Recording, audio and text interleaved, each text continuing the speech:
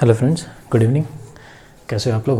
Hope आपकी पढ़ाई अच्छी चल रही होगी। आज हम लोग मॉनेटरी पॉलिसी को फिनिश करेंगे। छोटा सा शॉर्ट लेक्चर है, इसमें मॉनेटरी पॉलिसी कमेटी के बारे में थोड़ा हम लोग देखेंगे। इससे भी क्वेश्चंस आ जाते हैं कि कब मॉनेटरी पॉलिसी कमेटी बनी, मतलब 2016 के पहले चीज़ें क्या थी और 2016 के बाद क्या है, वो आज हम लोग देखेंगे। ठीक है, और कौन सी ऐसी कमेटी थी जिसने रिकमेंड किया, उसके बाद इसमें चेंजेस आए। ठीक है, तो बेसिक हम लोग समझ गए थे मॉनेटरी पॉलिसी का काम क्या है। थोड़ा सा एक बार उसको देखते हैं। ठीक है, तो स्टार्ट करते हैं मॉनेटरी पॉलिसी कमेटी और फटाक से इसको हम लोग ख़त्म भी कर लेते हैं। ठीक है, एमपीसी मॉनेटरी पॉलिसी कमेटी हम लोग पढ़े थे आरबीआई के बारे में, आरबीआई के टूल्स के बारे में, आरबीआई के क्या क्या टूल्स हैं। ठीक है, क्वालिटेटिव क्वांटिटेटिव दोनों ही, एसएलआर सीआरआर क्या था। ठीक है, अगर आप लोग को लगता है कि ये मैं 30 मिनट्स या 20 मिनट्स का या 15 मिनट्स का एक वीडियो बना दूं, तो वो भी आप मुझे बोलोगे तो मैं बना दूंगा। एक्चुअली मैंने थोड़ा सा लंबा इसलिए पढ़ा है ताकि आपको मेंस में भी वो काम आएगा। ठीक है, तो मॉनेटरी पॉलिसी कमेटी देखो 2016 और ये 2016 के पहले, ठीक है, बिफोर 2016, 2016 में एमपीसी है, मॉनेटरी पॉलिसी कमेटी आया है। ठीक है, और 2016 के पहले क्या था, मॉनेटरी पॉलिसी कमेटी जो आया 2016 में, उससे पहले क्या होता था कि आरबीआई जो है, जो भी रेट्स थे जो हम लोग देखे क्वांटिटेटिव में, जितने भी रेट्स थे उसको डिसाइड कौन करता था? आरबीआई। ठीक है, रेट्स को डिसाइड करने वाला कौन था? आरबीआई। और इसको इम्प्लीमेंट भी कौन करती थी? आरबीआई। ठीक है, तो 2016 के पहले जितने भी रेट्स थे वो आरबीआई डिसाइड करती थी और उसको इम्प्लीमेंट भी करने का काम किसका था?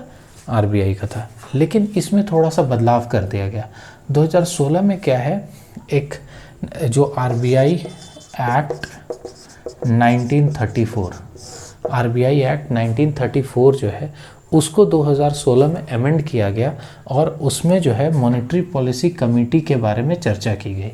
मॉनेटरी पॉलिसी कमेटी को लाया गया।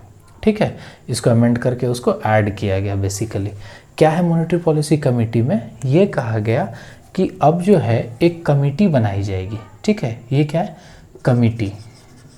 ठीक है, एक कमेटी 6 पर्सन्स की एक कमेटी होगी, कमेटी बनाई जाएगी। They will decide the rates. ये जो है कमेटी रेट्स को ये डिसाइड करेंगी, मॉनेटरी पॉलिसी कमेटी 6 मेंबर की। और इसको जो इम्प्लीमेंट करेगी वो अभी भी आरबीआई। ठीक है, मतलब ये कहा गया कि जो है 1934 आरबीआई एक्ट जो है, जिसके तहत आरबीआई गठन हुआ है, ठीक है, तो उसमें अमेंड किया गया और उसको बोला गया कि भाई अब जो है एक कमेटी बनाएंगे 6 मेंबर की। दे विल डिसाइड कि अब रेट्स क्या होगा and RBI have to implement it. RBI को यहाँ पर इम्प्लीमेंट करना पड़ता है। अगर आरबीआई इसमें फेल हो जाती है तो आरबीआई को जवाब भी देना पड़ता है, वो अभी देखते हैं। ठीक है, तो सबसे पहला चीज़ क्या है कि मॉनेटरी पॉलिसी कमेटी कब आई? 2016 में। किसको अमेंड किया गया? RBI act 1934। ठीक है, प्राइमरी ऑब्जेक्टिव क्या था इस मॉनेटरी पॉलिसी को लाने? क्या ऑब्जेक्टिव क्या था? ऑब्जेक्टिव वही जो मैं बार बार बता रहा हूँ, प्राइस स्टेबिलिटी। प्राइस स्टेबिलिटी को मेंटेन करना, प्राइस को स्टेबल बनाना, this was the first aim of monetary, objective of monetary policy committee. ठीक है, अब उसके बाद ये 2016 में जो मॉनेटरी पॉलिसी कमेटी आई, तो इसको रेकमेंड किसने किया? Who recommended? कि जिसके बाद ये मॉनेटरी पॉलिसी कमेटी आई, तो 2013 में उर्जित पटेल कमेटी। ये आपसे क्वेश्चन पूछ दिया जाएगा कि किस कमेटी के रिकमेंडेशन पे मॉनेटरी पॉलिसी कमेटी का गठन हुआ, तो क्या बोलेंगे? उर्जित पटेल कमेटी। ये कब? 2013 में। लेकिन क्या ऐसा था कि उर्जित पटेल कमेटी जो है उसने रिकमेंड किया और उसके बाद मॉनेटरी पॉलिसी हुआ? हाँ, ये हुआ, ये सही है। लेकिन उससे पहले भी बहुत सारे रिकमेंडेशंस आए थे, जिसमें एक कहा गया था कि आप मॉनेटरी पॉलिसी का गठन, मतलब मॉनेटरी एक कमेटी बनाइए, मॉनेटरी पॉलिसी कमेटी। ठीक है, तो बाकी जो कौन कौन से कमेटी हैं आपको ये, मतलब एक ये और 5 अभी मैं कमेटी के नाम बता रहा हूँ आपको, जिसको याद रखना है कि ये 6 कमेटी जो है ये मॉनेटरी पॉलिसी को रेकमेंड किया था कि ये बनेगा। लेकिन अगर आपसे ये क्वेश्चन पूछा जाए कि who recommended monetary policy committee और monetary policy committee established after the recommendation of, अगर आपको ये ऑप्शन रहेगा तो सिर्फ उर्जित पटेल मारेंगे, this was the last one, ठीक है। लेकिन इसमें और 5 था। अगर आपको ऐसा मल्टीपल क्वेश्चन दे दिया जाएगा, 4 ऑप्शन में कहा जाएगा ABC, और ABC में आपको बाकी कमिटीज़ का भी नाम दिया जाएगा, तो आप ABC तीनों चूज़ करोगे, सिर्फ इसको चूज़ नहीं करोगे, ठीक है। तो सबसे पहला कौन सा कमेटी है, 2002 में YV रेड्डी कमेटी, ठीक है। 2002 में YV रेड्डी कमेटी थी जिसने रेकमेंड किया था क्या, ये मॉनेटरी पॉलिसी कमेटी। उसके बाद 2006 में तारापुर कमेटी, तारापुर कमेटी 2006, ठीक है। थर्ड वन इज इसको बोलते हैं पर्सी मिस्त्री कमेटी, यस, 2007 में पर्सी मिस्ट्री कमेटी, ठीक है। फोर्थ वन इज 2009 में आया ये रघुराम राजन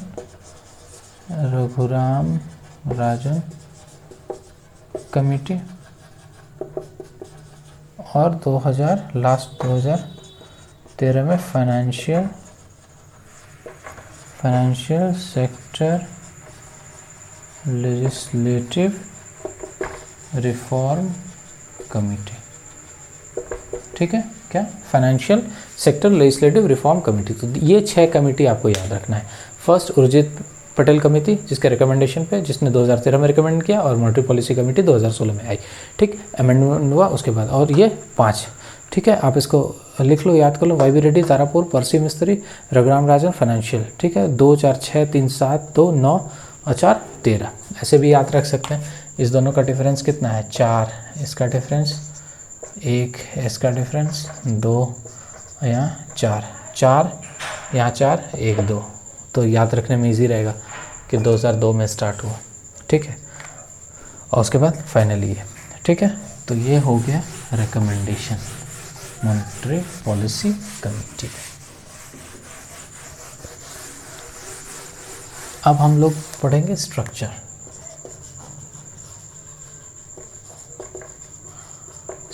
अभी मैंने बताया कि मॉनेटरी पॉलिसी कमेटी में 6 मेंबर्स, ठीक है। कितने मेंबर्स की कमेटी बनाई गई, 6 मेंबर। इसमें 3 और 3 ये RBI के होंगे और 3 इंडिपेंडेंट, ठीक है। 3 RBI से, 3 इंडिपेंडेंट। RBI से जो 3 होंगे वो कौन कौन, फर्स्ट गवर्नर ऑफ RBI के गवर्नर, और एक important cheese, he will be the chairperson, मतलब इस कमेटी के हेड कौन होंगे, गवर्नर ऑफ RBI, ठीक है। उसके बाद deputy governor of RBI, deputy governor of RBI। लेकिन RBI में तो 4 डिप्टी गवर्नर होते हैं, तो कौन से वाले, तो डिप्टी गवर्नर ऑफ RBI जो कि इंचार्ज होंगे ऑफ मॉनेटरी पॉलिसी के, जिनके अंडर मॉनेटरी पॉलिसी रहेगा, जो इंचार्ज होंगे मॉनेटरी पॉलिसी के वो, ठीक है, क्या होंगे, डिप्टी गवर्नर। और तीसरा एक नॉमिनेटेड बाय RBI, एक कोई ऐसा पर्सन जो कि RBI जिसको नॉमिनेट करेगी, ठीक है। तो ये क्या होगा, ये 3 आदमी हैं जो मॉनेटरी पॉलिसी कमेटी में RBI से होंगे, टोटल 6 में। अब 3 इंडिपेंडेंट हैं, ठीक है। ये है कि ये कौन कौन से होंगे। सबसे पहला चीज़ कि इनको कौन इलेक्ट करो, मतलब 3 इंडिपेंडेंट जो है ये कहाँ से आएंगे, कोई तो इनको इलेक्ट करेगा, तो कौन इलेक्ट करेगा, सेलेक्ट कम ये क्या बोलते हैं इसको हम लोग, सर्च कम, हाँ, सर्च कम सेलेक्ट कमेटी। सर्च कम सेलेक्ट कमेटी जो है वो इस 3 इंडिपेंडेंट मेंबर को क्या करेंगी, सेलेक्ट करेंगे, किसके लिए, मॉनेटरी पॉलिसी में के मेंबर बनने में। ओके, और एक चीज़ कि ये जो होंगे सर्च कम सेलेक्ट कमेटी जिसको इंडिपेंडेंट मेंबर को सेलेक्ट करेगी, वो क्या होंगे, कोई भी मतलब उनका क्या क्राइटेरिया है, ये तो समझ में इंडिपेंडेंट लिखा हुआ तो समझ में आ ही रहा है कि इंडिपेंडेंट होंगे मेंबर, ठीक है। उनका कुछ क्राइटेरिया है कि ये जो मेंबर होंगे वो सबसे पहला क्या, अपॉइंटेड फॉर 4 ईयर्स। इनको जो चूज़ किया जाएगा, चुना जाएगा कितने साल के लिए, मैक्सिमम 4 साल के लिए। दूसरा, रीअपॉइंटमेंट इनका नहीं होगा। जैसे अभी क्या है, हमारे यहाँ पीएम है, उनका कार्यकाल कितना है, 5 साल, ठीक है। उसके बाद फिर इलेक्शन होता है, फिर पीएम वो बन सकते हैं, फिर बन सकते हैं, उसमें कोई लिमिटेशंस नहीं है कि आप एक बार के बाद दूसरी बार या तीसरी बार नहीं बन सकते हो, ठीक है। लेकिन यहाँ पर क्या है, इसका रीअपॉइंटमेंट नहीं होगा। ये जो आरबीआई के मॉनेटरी पॉलिसी कमेटी के 3 मेंबर हैं, उनमें से जो भी मेंबर होंगे 4 साल के लिए सबसे पहली बार अपॉइंट होंगे। दूसरा क्या, वो रीअपॉइंट उनका नहीं किया जा सकता है। तीसरा चीज़ क्या है, कॉमन सा चीज़ है ये, एक्सपर्ट होंगे किसमें, बैंकिंग एंड फाइनेंस। चूँकि इनको काम ही वैसा दे रहे हैं तो हम किसी ऐसे आदमी को तो नहीं उठा के लेते आएंगे जो कि कला में बहुत निपुण होगा, ठीक है, बहुत अच्छा फ़ोटो वगैरह बनाता होगा, ठीक है। वैसे लोग को तो नहीं लाएंगे ना, ऐसे लोग को लाएंगे जो बैंकिंग या फाइनेंस के बारे में समझदारी जिनको हो। और फोर्थ क्या चीज़ है, पॉलिटिशियन नहीं होना चाहिए, वो पॉलिटिशियन या गवर्नमेंट एम्प्लॉय, ये नहीं होना चाहिए। वो आदमी ना तो पॉलिटिशियन हो, ना कोई गवर्नमेंट सेंट्रल गवर्नमेंट एम्प्लॉय हो, ठीक है। ये सेंट्रल गवर्नमेंट एम्प्लॉय हो ना, पॉलिटिशियन, और हाँ सिर्फ गवर्नमेंट, कोई भी गवर्नमेंट एम्प्लॉय नहीं होगा। तो पॉलिटिशियन और गवर्नमेंट एम्प्लॉय, तो ये नहीं का होगा क्या, इंडिपेंडेंट मेंबर वो नहीं बन सकता है। तो आया समझ में, कौन इसको मतलब सेलेक्ट करेगा, सर्च कम सिलेक्शन कमेटी, ओके। और ये उसके क्राइटेरिया है, ठीक। अब हम लोग इसके बारे में देखते हैं कि सर्च कम सेलेक्ट कमेटी आखिर कौन लोग होंगे जो उनको सेलेक्ट करेंगे, मतलब इस कमेटी में, ये भी तो एक कमेटी है, इस कमेटी में आखिर कौन लोग होंगे जो इनको चूज़ करेंगे, तो उसके बारे में देखते हैं। तो सबसे पहला कौन है इसमें, कैबिनेट सेक्रेटरी, ये इसके चेयरपर्सन भी होंगे। पहला, सर्च कम सिलेक्शन कमेटी में 6 मेंबर है, इसमें भी टोटल कितने मेंबर होंगे, 6 मेंबर। और उसमें सबसे पहला आदमी कौन होगा, कैबिनेट सेक्रेटरी, जो इसका क्या होगा, चेयरपर्सन। दूसरा कौन होगा, आरबीआई का गवर्नर, ठीक है। यहाँ पर ध्यान देना, सर्च कम, अगर ऐसा क्वेश्चन आ जाए कि आरबीआई में जो मॉनेटरी पॉलिसी कमेटी है उसमें जो 6 मेंबर है, उसमें 3 इंडिपेंडेंट मेंबर को चूज़ करने के लिए भी एक कमेटी बनती है जिसका नाम है सर्च कम सेलेक्ट कमेटी, जिसके चेयरपर्सन है आरबीआई के गवर्नर। नहीं, उसके चेयरपर्सन कौन होंगे, कैबिनेट सेक्रेटरी। ये कंफ्यूज हो सकते हैं यहाँ पर हम लोग, ठीक है। तीसरा क्या है, सेक्रेटरी किस डिपार्टमेंट के, department of economic affairs, department of economic affairs के कौन होंगे, सेक्रेटरी, ठीक है। ये 3 हो गया। और 3 जो होंगे मतलब 4th, 5th और 6th, ये सेंट्रल गवर्नमेंट के द्वारा भेजा जाएगा, सेंट्रल गवर्नमेंट के द्वारा भेजा जाएगा इनको। और ये एक्सपर्ट होंगे बैंकिंग एंड फाइनेंस में, ठीक है। तो सर्च कम सेलेक्ट कमेटी में ये 6 मेंबर, ये 3 सेंट्रल गवर्नमेंट इसको नॉमिनेट करेगी, और ये भी क्या होगा, एक्सपर्ट होगा, ठीक है। तो ये आया गया समझ में हम लोग को मॉनेटरी पॉलिसी कमेटी का ये क्या है, स्ट्रक्चर है कि कैसे कैसे 6 मेंबर होंगे तो क्या क्या होगा, ठीक है। कोई दिक्कत, अब आगे बढ़ते हैं। अब इसका ऑपरेशन कि कैसे क्या काम करती है, क्या operation of monetary policy committee. Operation simple सा चीज़ है। सबसे पहला हमने आपको बताया कि ये क्यों, ऑब्जेक्टिव इसका क्या था, प्राइस स्टेबिलिटी को मेंटेन करना। तो वो कैसे करेगी, आखिर इसका काम क्या है, ये बेंचमार्क जो इंटरेस्ट रेट है, जो हम लोग कल देख रहे थे SLR, CRR, ये सब, तो इसको क्या करेगी, ये डिसाइड करेगी, फिक्स करेंगे, और इसको क्या बोलते हैं, फिक्स करेंगे। They are responsible to for fixing the interest rates जो भी हमारे होंगे, ठीक है। और दूसरा चीज़ क्या है,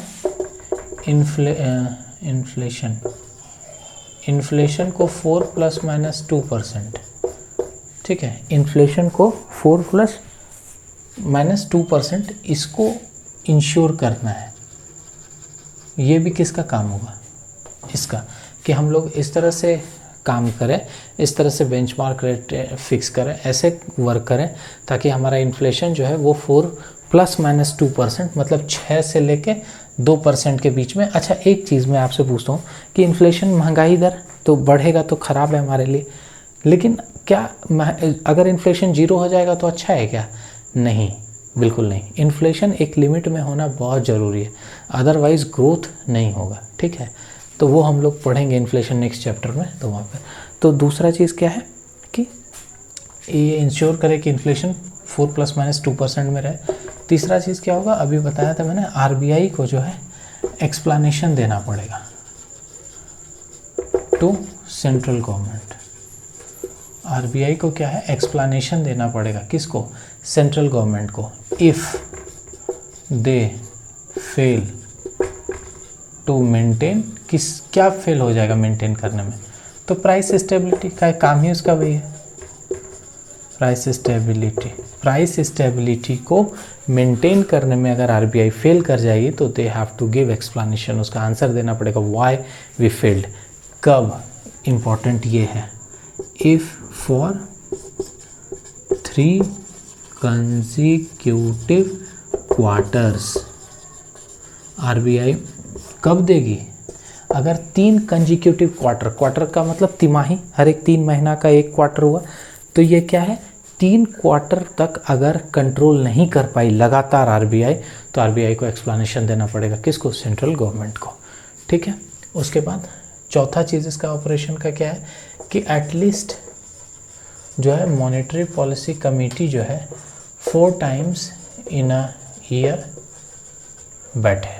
मतलब समझ में आ गया कि मॉनेटरी पॉलिसी कमेटी जो है 4 टाइम्स जो है 1 साल में बैठक करे, ठीक है। मतलब सीटिंग को कि 4 बार ये सिटिंग हो, मतलब सिट करे, बैठे, ठीक है। उसके बाद क्या है, एमपीसी जो है ये ऑब्लिगेटरी है, या ऐसे कहो बाइंडिंग ऑन आरबीआई। अगर मॉनेटरी पॉलिसी कमेटी में कुछ डिसाइड हुआ है, कुछ मतलब जैसे इंटरेस्ट रेट डिसाइड हुआ है, वो इंटरेस्ट रेट बाइंडिंग है आरबीआई को, कि आरबीआई को मानना पड़ेगा कि आपको इतना ही करना है। अगर जैसे ये कह दिया कि 4 ± 2% हम लोग को इन्फ्लेशन रखना है, ये बेसिकली टारगेट जो है ना सेंट्रल गवर्नमेंट देती है हर 5 साल में।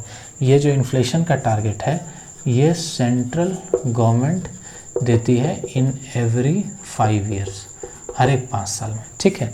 तो मान लो मॉनेटरी पॉलिसी कमेटी इसको मान ली, या सिंपल समझो कि मॉनेटरी पॉलिसी कमेटी कहा कि रेपो रेट जो है भाई 10% होना चाहिए, तो ये आरबीआई को मानना पड़ेगा। ये नहीं आरबीआई इससे दूर भाग सकता है कि नहीं हम इसको नहीं मानेंगे। ये क्या है, इस पर क्या होता है, बाइंडिंग इसको बोलते हैं, इस पर क्या है, बाइंडिंग है। जैसे मनी बिल जो आता है, जो पार्लियामेंट में रखा आता है, लोकसभा में रखा आता है, तो वो क्या है, बाइंडिंग ऑन प्रेसिडेंट है।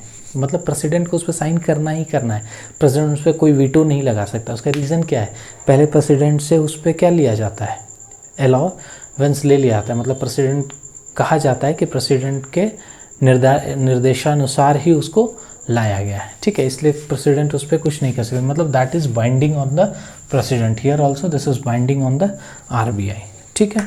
उसके बाद ये जो है डिसीजन जो होता है मॉनेटरी पॉलिसी कमेटी में, ये क्या होता है, मेजॉरिटी बेसिस पे। क्या है, मेजॉरिटी बेसिस, मतलब मेजॉरिटी विल विन। जैसे 6 लोग हैं, कोई बात है उस पर 4 लोग एक तरफ है, 2 एक तरफ है, तो ये जिस तरफ है वो जीत जाएगा, बिकॉज मेजॉरिटी विंस। उसके बाद अगर ऐसा केस आ जाए, मान लो कि 3-3 एक तरफ कोई ऐसा चीज़ है जिसपे ये मतलब ये कहा कि 10% रखना चाहिए, तो 3 लोग कहा कि यस, ये 3 लोग कहा कि नहीं ये सही नहीं है, तो ऐसे स्थिति में जब क्या हो जाएगा, टाई हो जाएगा, उस समय वापस से वोट करने का, या तो कहो सेकंड वोट वोट कास्ट करने का, सेकंड वोट कास्ट करने का अधिकार जो है वो सिर्फ किसको है, आरबीआई के गवर्नर को। अगर आरबीआई के गवर्नर इसके साथ चलेगा तो ये लागू हो जाएगा, इसके साथ चलेगा तो ये लागू हो जाएगा। कोई दिक्कत आसान में? तो ये है क्या, हमारा operation of monetary policy committee. ठीक है,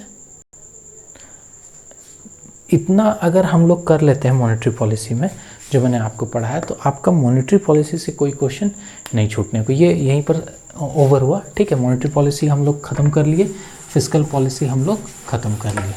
ठीक है, अब हम लोग नेक्स्ट क्लास में इन्फ्लेशन स्टार्ट करेंगे इकोनॉमिक्स में। Okay, thank you.